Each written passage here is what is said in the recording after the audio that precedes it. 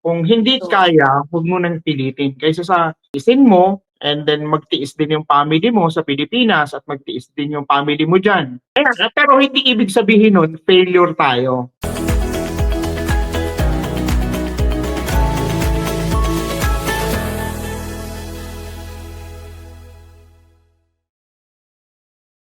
hey guys, you're in a nutshell with me, Ina. Nako, yung ilang mga matagal na siguro nakasubscribe sa aking channel. You might recognize this guest at baka kayo din mismo naku-curious kayo ano na kaya ang nangyari sa kanya. Sasagutin natin ang lahat ng yan.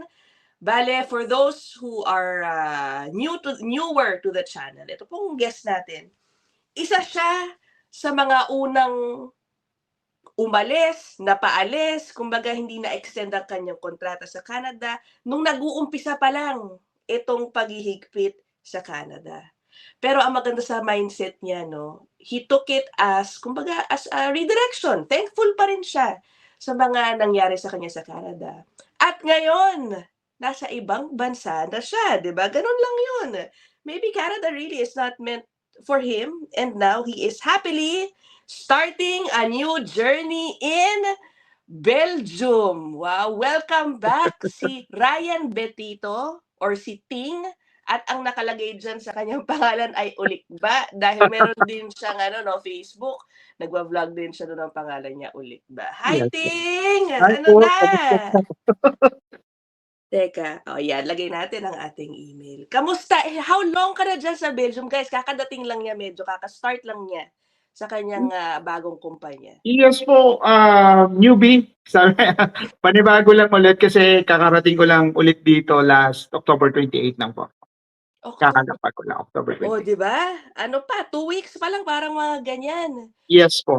Oh, i-refresh mo ang aming mga isip. Ano nga ba ulit ang nangyari sa iyo sa Canada? We last spoke, I think mga 6-7 months ago, no? Yes At po. nasa Canada ka nun, Last paalis last ka March pa, paalis na. yata Oo. So or ano nga ulit February. nangyari ba? Ting. Yes po. Oh, ano ulit nangyari sa iyo dun sa Canada? Ba't ka umalis? Kasi nga po, 'di ba, wala na akong work permit and expired na nung mag-e-expire kasi siya nung March 17. Mm.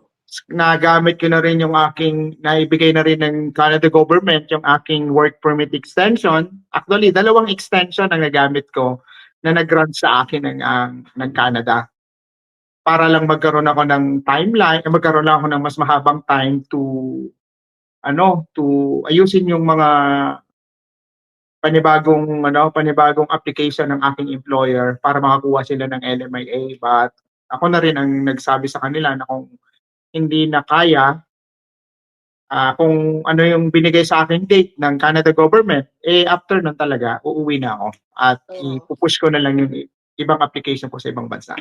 Oo. Ano ba yung Ting, naabutan ka nung umpisa nung Yes po. restriction sa Lamia, yung high wage, low wage, dun sa umpisa nung Yes po, yes po. oo.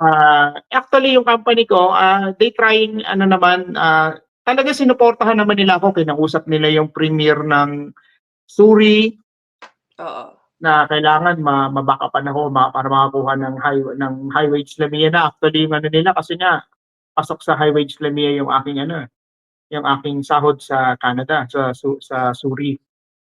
And then kaya lang, meron silang ginawang paraan, hindi rin naman nag-grant yung kanilang application.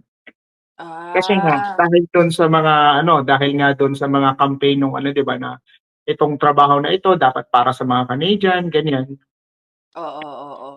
I see. By the way guys ano yung naging position mo, yung work mo sa Suri na pasok sa high wage? Electrician, 'di ba? Sa Yes isang po, beverage electrician po yung kaya lang naging electromechanic ako doon sa company na yun.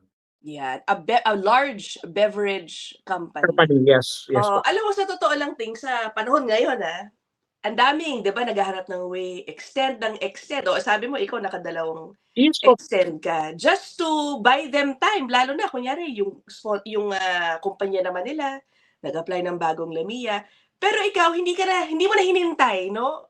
Others would actually maximize their allotted time. Bakit ka nag-decide na Alam mo, wag na lang, parang matatagalan pa 'to, uuwi na lang ako. Kasi po, ilalagay ko yung risk sa sarili ko do'n, ilalagay ko yung ano, yung parang mangyayari kasi no'n, magdodoble hirap ako, 'di ba? Hmm, Mahirapan ako sa Canada, mahihirapan yung family ko sa Pilipinas, which is, parang ano, parang ayaw na rin naman kasi ng mag-anak ko, na oo. oo, na gano'n ang mangyayari. So, I decided talaga na umuwi ng Pilipinas kasi dito sa Pilipinas may nag-aantay din sa'king trabaho. Which Oo, is okey. Kasi guys, malaking e-commerce din sa Pilipinas na naging trabaho ko pansamantala. iyan, okey. Kasi guys, kung si Kiting ay maghihintay nung time na yun, hindi siya makaka-work, yun ang concern niya, 'di ba? Siyempre naman Yes po, kailangan hindi niyang ako kumita makaka-work para sa talaga. kanyang pamilya. Alright, at least 'no, malakas ang loob mo, and another good thing, nung time na naghihigpit na, you started sending out applications to other countries, Yes po. 'di ba? Siguro din yung mga anong advice mo sa mga kababayan natin ngayon na namomroblema, feeling nila baka malapit na sila mag-out of status, that from your experience, um, malaki pa ang opportunities in other countries 'no, available? Yes po, actually, ako nagsasabi maganda sa Canada talaga, maganda. Oo, Even sahod maganda lalo na kung, makukuha niyo yung katulad nung mga skilled trades na sahod, ano po, diyan. oo, Pero ang problema kasi sa Canada is ang hirap pagdating sa work permit, oo. 'no? Hindi katulad ng ibang bansa na yung mga work permit ay easily na nakukuha, 'no?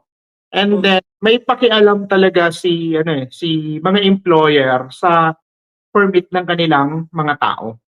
oo, Sa Canada kasi mostly ang parang na-experience ko, iilan lang yung aware, iilang employer lang yung aware sa pagre-renew ng kani-kanilang work permit ng kani-kanilang mga tao. mhm, 'Di ba? Yun yung oo, kaibahan. So ngayon, ang ma-advice ko lang dun sa mga nahihirapan nating kababayan diyan na katulad na naging sitwasyon ko as temporary foreign workers, may chance sa ibang bansa ano. Kung hindi oo, kaya, huwag mo nang pilitin kaysa sa tiisin mo and then magtiis din yung family mo sa Pilipinas at magtiis din yung family mo diyan. Actually, marami akong kakilala na pinauwi kasama talaga yung mga anak. kaya nga, eh, nakakalungkot ano, oo. Lalo na sa GC Mahirap ano, yun, marami akong kakilala na napauwi talaga. So, yung iba nga ini-encourage ko na kung technical jobs talaga yung kailangan nila, yung agency ko sa Pilipinas ay nagpapaalis papuntang Belgium na wala rin namang babayaran, oh, ayan ang maganda, 'di ba? 'di ba? Especially 'no, sa mga skilled trades, kung Yes, nasaan si Ting, I guess, consider other countries. At ang maganda kay Ting 'no guys, wala siyang sama ng loob, sa naging ilang years, 2, 3 years mo sa 2 Canada, years po, 2 years po. oo, kumbaga ginamit mo yon actually sa resume mo sa pag-apply. Okey, kuwento Yes, mo, paano ka napunta ng Belgium? Ano pang ibang bansa ba ang in-applyan mo kung meron? actually kasi dapat ang importante diyan ano, connections. Oo, Dapat talaga 'pag nagtatrabaho ka dapat, makipagkaibigan ka and then siyempre palawakin mo yung magandang relationship mo sa iba't ibang tao. Actually yung Belgium ko is yung kaibigan ko ay may kaibigan na nasa Saudi, sa Dammam, which okey. is siya ay ngayon ay isang maintenance manager na sa isang malaking beverage company and then sabi ko nga, kung hindi ako mapupunta sa ibang bansa, babalik ako ng Saudi. So, Okey, si ano naman, yung kaibigan ng kaibigan ko ay sinabi niya na merong bakante sa Belgium. okey. Ise-send ko yung resume mo, nandun pa ako sa Canada nun ano po, ise-send Mhm, ko yung resume mo papuntang Belgium. And then yung isa sa mga I don't know kung sino may-ari nung agency sa Pilipinas, nagbakasyon ng US. okey. And then nung nasa US siya, tinawagan niya ako sa through phone sa Canada. Sabi niya, kung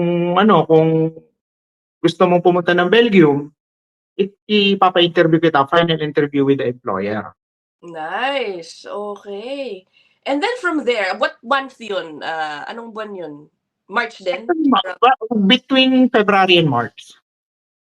Between Feb and March. So nung Pagka-interview, February di parang ba, alam mo na, Ting, na parang, "Naku, kailangan ko na yatang maghanap ng iba." yes po, yes Oo. po, January pa lang po nag-a-apply na ako. Either hindi man Europe, either bumalik mas mabilis kasi ang mabilisan kasi sa mga katulad kong experience na OFW, mas mabilis kasi sa Saudi. Plano ko talaga kung hindi man ako matuloy pa dito sa Europe, talagang magsa-Saudi muna ako and then magja-jump na lang ulit-ulit. Oo, okay. And how long yung buong processing time from March, April, May, June, July, August, September, Pag-uwi October, ko po kasi planchado na lahat. oh, Nung March 19, um, flight ko na pauwi ng Pilipinas. And 3 days pa lang, medical ko na for my employment para sa overseas. ang bilis, okay. Opo, kasi kailangan yun yung mabuo yung timeline na 5 to 6 months. Kailangan within 6 months makaalis ako. May timeline po silang binigay sa akin kung hanggang kailan ko dapat masubmit lahat. Medical, tapos mga other documents na isa-send na ako mismo magdadala doon sa Belgium Embassy sa BFS na ako mismo magsasubmit. Oo. In fairness din, so your employer gave you time, willing to wait, 'no? 6 na buwan, oo. Okey Yes, naman. yes, okay naman po. Oo, okey. Depende. Tapos oh, Di ko lang po kasi alam kasi yung industry ko po kasi ay iilan lang din naman kasi yung pare-parehas sa skilled trades. Pero ang kinabibilihan ng industry ay parang iilan lang din naman kasi kami naglalaban-laban sa mga ganyang trabaho. oo, Ano po? okey. Were you deployed in batches? Paano ba 'yan? Parang alam mo na, 'di ba, may mga agency, recruitment, or placement company sa Pilipinas nagpapadala in batches. Sa Canada noon, gano'n Opo. din ba nangyari sa'yo diyan papuntang Belgium? Yes In po. batch? Apat kami, pero hindi kami sabay-sabay. Actually, may nauna sa akin na kasama ko dati sa company ko dati sa Pilipinas. Ngayon, Ay. magkasama kami ngayon dito sa isang company dito sa Belgium. Oh, 'di ba? At guys, walang bayad ha, walang Wala bayad po, diyan. wala po Ano lang pala. ang ginastos mo kung meron man? Pamapasahe po nung nasa Manila ako. Yun, pampunta ka ng medical clinic para kung meron kang babalikan doon, ganun lang. Mga Xerox copy lang, ganun lang po. Hindi ako kasi hindi ako nag-a-apply sa may mga placement. Ang ina-apply Oo, kong trabaho yung walang placement. Kasi yun yung oo, nasa rules eh.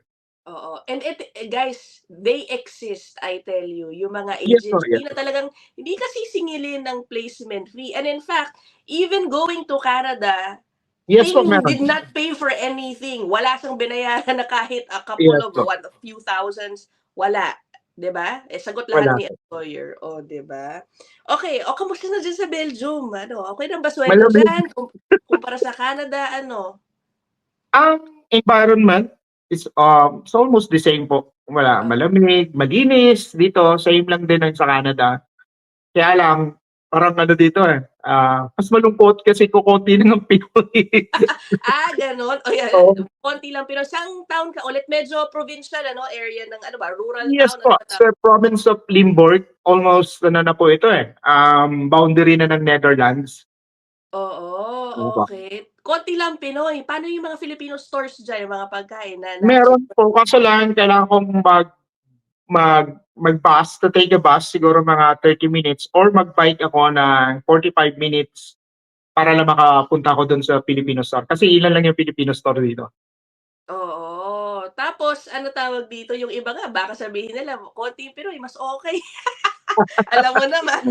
Pero hindi kasi siyempre kahit papaano mas masaya pa rin naman yung meron ka talaga. Pero apat na kasi ngayon kasi nakabukod pa ako gawa ng wala pang bakante doon sa isang accommodation na napuntahan ng tatlo kong kasama. Bali apat Oo, kasi kami sa isang company ngayon dito. oo. Kamusta ang environment diyan towards, newcomers, new workers? Alam mo naman sa Canada 'no, Di medyo mainit ang mata ng ang mga ang dita.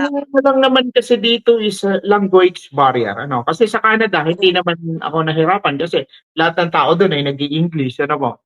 Dito oo. talagang merong mga na time na minsan yung kausap mo hindi marunong mag-English. So kailangan ko mag-adjust, kailangan kong mag-aral ng Dutch. Actually, meron kaming schedule, baka next month may schedule kami para sa Dutch study namin. Libre? Meron. Libre po 'yan, libre. Oh, government. nice. Oo. Nakita ko din ano nung, nagpo-post ka sa Facebook mo nung kakadating mo diyan. Parang ang dami nilang mga welcome, mga goodies para sa'yo 'no? Ano yung mga nadatnan mo diyan nung pagdating mo? Meron po, yung pagkadating ko po kasi employer yung employer ko dito ay meron pa welcome na ano, na welcome to your new accommodations, nakalagay niyan. Tapos may grocery for 2 weeks. Oh, Yun ay nice. free kasi nga di ka pa kasi ang magiging 'pag ngayon pumapasok na ako maybe kasi next week puwedeng may sahod na po ako. Nice. May sahod na ako kahapon. May sahod na Okay. ako kahapon kasi weekly ang sahod dito. I see, okay. Tapos yung accommodations mo, did you find it yourself or tinulungan ka ng employer o Pagdating ko po nag dito ay ano na ng employer, naka-prepare na po yung employer. aba, o di okey. Sweldo-wise, sige, wag kang magbigay ng specific number. Yes. Sa sweldo, ano, patas ba sa Canada, mas mataas ba diyan o ano? Honestly po, kung iko-compare ko yung sahod ko sa Canada, mas malaki yung sahod ko sa Canada. Ng di Alright, habak, ano pa, may siguro siguro mga 20% ng yung okey. Canada.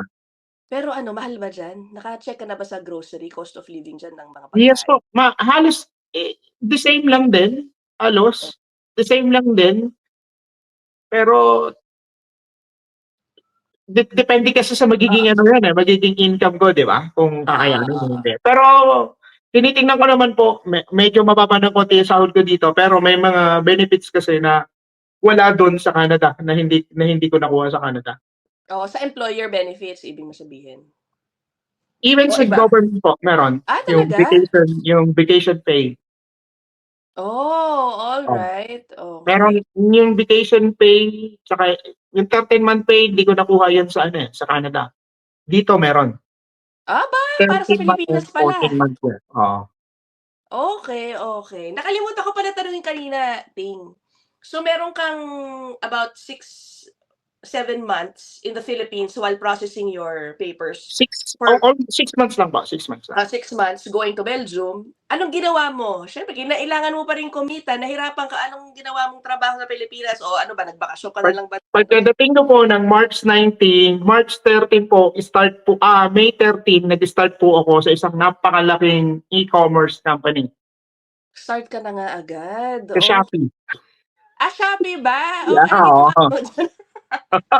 Hindi, Shopee yun, sa ano yun, sa sorting facility nila. I see. Nahirapan ka kunin yung trabaho sa Shopee? Hindi po. Paano nangyari na ang bilis mo nakahanap agad? Kasi Indeed po, nag-message sa akin yung, HR nila kung willing ako mag-apply as maintenance technician. Actually, senior analyst sa maintenance analyst. So, cleanup ko po while waiting po do'n sa aking Wow, ang galing ano, Ting. Iba opo. talaga yung opportunities na nag-o-open up for skilled trades kahit papaano talaga Yes 'no? po, marami po lalo na pagdating sa mga maintenance analyst, yung mga analyst na production line ganyan, Oo, marami po 'yan. correct. O ano, Ting, sige patapos na lang tayo 'no. Ano ang mensahe mo dun sa mga kumbaga kinalimutan mo na yung nangyari sa'yo sa Canada, ano na 'pag binabalikan mo yung nangyari sa'yo sa Canada, how do you feel about it? Talaga bang redirection pagtanggap mo sa kanya ngayon, nandiyan ka na sa Belgium, ganyan? Kasi ano po, hindi naman lahat ng bagay ay para sa'yo, 'di ba? Oo, You need to move on, hindi yung meron kasing isang bagay na laban ka lang ng laban, puwede ka namang umatras, then magpalakas ka ulit, 'di ba? Gano'n oo, 'yun. Yung mga kababayan natin diyan ngayon na nahihirapan, I hope na mag-survive pa rin, 'di ba? Pero kung if you have an option sa ibang country, try. Kasi 'di ba yung opportunity hindi naman nawawala kahit saan, eh. Lalo na kung alam mo sa sarili mo na yung opportunity na yun ay kayang-kaya mo at oo. kaya mong ipakita para dun sa mga employer mo. One thing din siguro, Ting, that made it, a little easier kahit papaano for you was hindi mo bitbit yung family mo in Canada, tama ba? Yes po, Mag-iiba ba yung storya kunyari dala mo sila dun? kung dala ko po sa Canada yung family ko baka po Yung kung nangyari kung nangyari ngayon, na Oo. ganitong ano, baka mas lalong mas mahirap. Kasi Oo. baka possible na may mga naipundar ako na pwede kong maibenta tulad nung nangyari sa iba, 'di ba? Kaya nga eh, oo. Yeah, ayun ang kinatakutan ko kasi Miss Ina, na parang natakot kasi ako na mawala ulit yung pinagpaguran ko Oo. dahil sa pangarap namin, 'di ba? Oo. Actually nung pinag-uusapan namin dalawa nga nung misis ko na bakit hindi natin ipinagsiksikan, ang sabi sa akin nung misis ko, sabi niya, "Kahit ako tanungin mo, natatakot ako na wala naman tayong hindi naman tayo gano'n kayaman. Pero Mm. alam natin na meron tayong naipundar, ayoko na mawala." Yun ang sabi niya. So Yeah. sabi ko, "Sige, walang problema." Actually, ayaw niya ng pumayag na mag-Belgium ako nung nakapasok ako sa Sa sa Shopee? Shopee. Opo. I see. Sabi Pero ko na lang, sabi ko sa kanya, "Payagan mo ako, and then para kung meron pa kasi kaming kinuha na isang property na puwede na pagkakagastusan, I hope na 'pag natapos kung sakali man, at least puwede na akong mag for good pa rin sa Pilipinas." ay, very Yun. nice! Ang galing naman. So, ibig mo sabihin, okay, in, Belgium, hindi hindi mo priority ang maging PR. Alam mo naman sa Canada yung parang ang goal Yes ng po, kasi dito po kasi ay decision mo, pero kasi ang kagandahan po kasi nakikita ko po, sa ngayon pa lang, although bago pa lang ako dito, pero nakikita ko na po kasi na yung employer ay sila yung talaga nagpupursige to renew yung work permit. okay. Oo, parang hindi kasi hirap dito, hindi hirap yung renewal ng mga work permit. Oo, As hindi long as tulad sa may employer ka, madali kang makakapag-renew ng work permit. okay. Ano ang ano diyan, madali ba ma-PR diyan? Wala akong alam, wala akong alam kung paano ang Ang sistema ang diyan. sa ano po, hindi pinag-aralan ko din naman po, tanong-tanong din ako, nag-research din ako. Dito sa Belgium, straight 5 years ay puwede kang ma-permanent resident and direct to mag-apply ng citizenship nila. Oh, Yun din diretso, yun nice. din po yung sinabi sa amin nung employer namin. Aba, okay. Well, who knows, okay? 5 years Opo, is a depende. long way to go. Yes po. Things can change. Malay mo ma-inlove ka ng husto diyan sa Belgium, tapos madala mo yung family mo. Ay Hopefully, oo 'no, po. when that time comes, 'di bale baka isa pa tayong ulit na episode Yes po. kasama kay Ting. Ting, thanks so much, and it's so Thank you po, nice thank you to po. see na andiyan ka na ngayon, 'di ba? Ang gusto ko lang naman na mensahe ng episode na 'to, guys, tulad ng nabanggit ni Ting, kung hindi man kayo naging successful sa pag-secure ng, PR ninyo sa Canada sa ngayon, it could mean that you're meant to be somewhere else, 'di ba? Yes Oh, po. Yan, still ay, have a chance sa kaya lang nakikita ko na kasi siyempre, yun nga, 'di ba sabi ko sinasabi, pangalang Canada, 'di ba? It means oo, success. Pero meron talagang hindi nagsa-success dun sa yeah. pero hindi ibig sabihin nun failure tayo.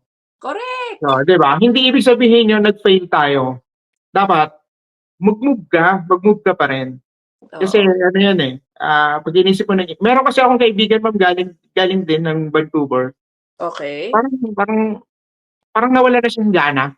Sa buhay, parang gano'n. Oo, parang gano'n. Nag-stay na lang siya sa Pilipinas. Ay, okey. Well, sana 'no, who knows baka naman kailangan lang niya mag-reset muna 'no, at Oo, magpahinga at oo. rest. Okay, well, anyway guys, that is it. Oh, 'di ba na-update tayo ngayon sa journey ni Ting all the way to Belgium. Good luck, Ting, sa ilang ilang taon yung initial contract mo? 3 years po. Aba, ang tagal din, 3 years Okay, with yearly vacation. nice. Okay, good luck, Ting. Ayun, Opo. kakaumpisa lang niya diyan 'no, wala pa yatang isang linggo sa kanyang kumpanya. Okay guys, we will end this episode here. Maraming maraming salamat sa'yo, Thank Ting. you po Okay. diyan sa mga ka-TFW natin diyan sa Canada. Yeah. Ayun, laban lang kayo, pero 'pag may chance kayo sa ibang bansa, try niyo rin, baka nandun yung inyong swerte. Correct. Ba-bye. Okay, bye guys.